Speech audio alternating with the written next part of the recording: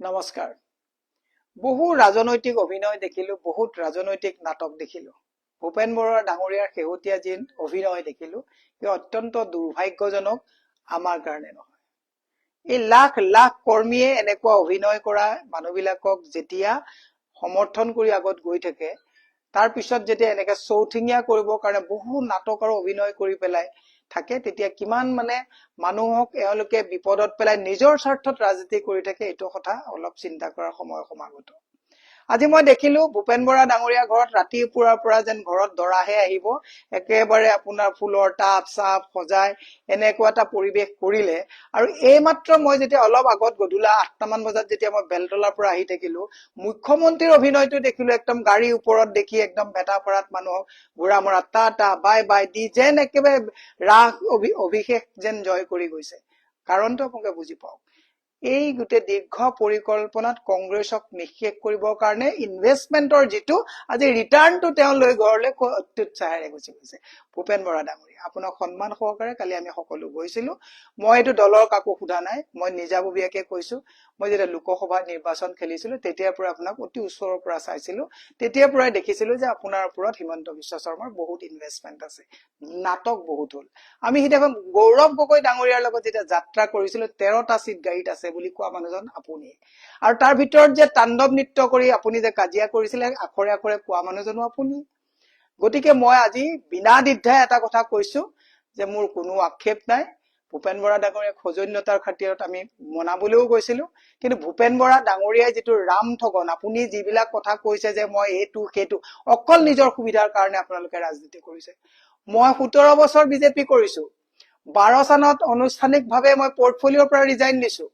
তাৰ পিছত মই কা আন্দোলনৰ সময়ত এই সুদীৰ্ঘ সময়খিনিত 16 চনতো মই যথেষ্ট ঘনিষ্ঠতাৰে কাম কৰাৰ পিছত, তাৰ পিছত মই নিৰাপদ দূৰত্বত থাকি আপোনালোকে জানে যে 21 চনত মই কংগ্ৰেছলৈ আহিছো। দীৰ্ঘ এটা সময় এটা দলত থাকি আন এটা দলত আহিবৰ কাৰণে দীৰ্ঘ সময় মানসিক স্থিতি গোটেইবিলাক লাগিছিলে।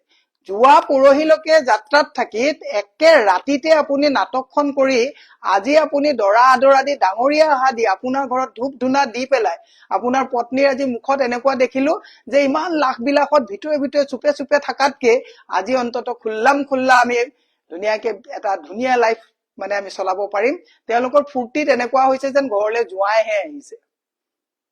এইবিলাক কথাত আপুনি যদি কংগ্ৰেছ ডুবাম বুলি ভাবিছে, কংগ্ৰেছটোৰ যদি কথা আপোনালোকে কৈ পেলাই যদি ভাবিছে মূৰ পুলুকা মাৰিব পাৰিব, আপোনাক আমি নিৰীক্ষণ 1 বছৰৰ পৰা মই লোকসভা নিৰ্বাচনৰ সময়ৰ পৰা চাই আছিলো। হাই পেকেজত আপোনালোকে কাম কৰি আছে, কৰক। আপুনি কি কবলগীয়া আছে কৰক। আপোনাক সিদিনাখন দুজন নিলজ্জ মানুহ অসমৰ মানুহে চাওক, সিদিনাখন গাড়ীত আমি যেতিয়া কথোপকথনত তেখেতে কৈছিলে যে মোক আপোনালোকে পাছফালৰ পৰা সদায় বাহ দি থাকে, আৰু মুখ্যমন্ত্ৰীয়ে কি কৈছিলে, ইছৰাম কব নোৱাৰি, ইমান নিলজ্জ এনেকুৱা কথা। CID এনকুৱাৰী দিলে, CID SP মোৰ ঘৰত আহিছে ইন্টাৰগেশ্যনৰ কাৰণে, আপোনাৰ ঘৰত গৈছে, দেৱব্ৰত শইকীয়া তাত গৈছে, আৰু সেইজন নিলজ্জ মুখ্যমন্ত্ৰীৰ ওচৰত আপুনি শৰণাপন্ন হৈ আপুনি আজি তাৰিখত আপোনাক চৰিত্ৰহীন সজাই অসমৰ মহিলাক অশালীন, মই নাই কৰা আপোনাক অশালীন ব্যৱহাৰ কৰিছে বুলি মই কোৱা নাই, আপুনি এজন চৰিত্ৰহীন মানুহ বুলি মই নাই কোৱা, মুখ্যমন্ত্ৰীয়ে কৈছে। আৰু আজি সেই চৰিত্ৰহীন মানুহজনে, যিজনে আপোনাক চৰিত্ৰহীন বুলি কৈছে, দুপে দীপে আপোনাৰ পৰিয়ালে স্বাগতম জনাইছে, পইচা আমাৰ কম। কিন্তু মোক যদি কোনোবাই চৰিত্ৰহীন বুলি কয়, মোৰ হাজবেণ্ডে কিন্তু ইয়াত যদি সোমাই কোনোবা তাক পিঠি ফালি ঘৰৰ পৰা পঠাই দিলে।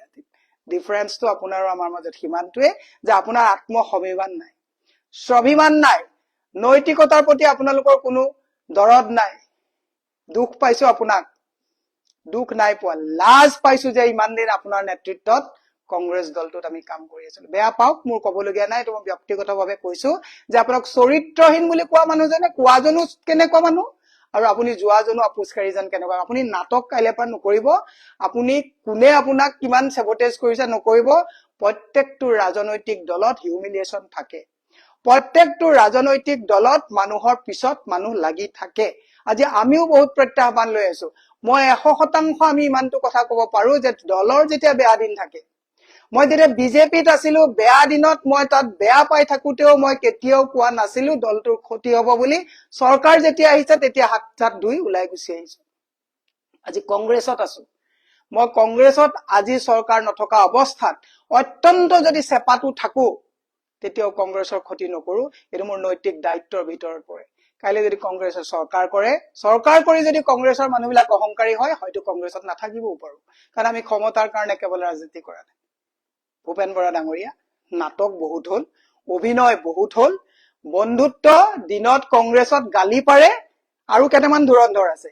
গালি পাৰে, আপুনি এদিন মোক নিজেই কৈছিলে যে দলটো যদি ভাঙি থাকি গালি পাৰি যদি থাকে হিমন্তই বেয়া নাপায়, মোৰ লগত বন্ধু। আপুনিও খোলক কিমান কথা, আমিও খুলিম আপোনাৰ কথা।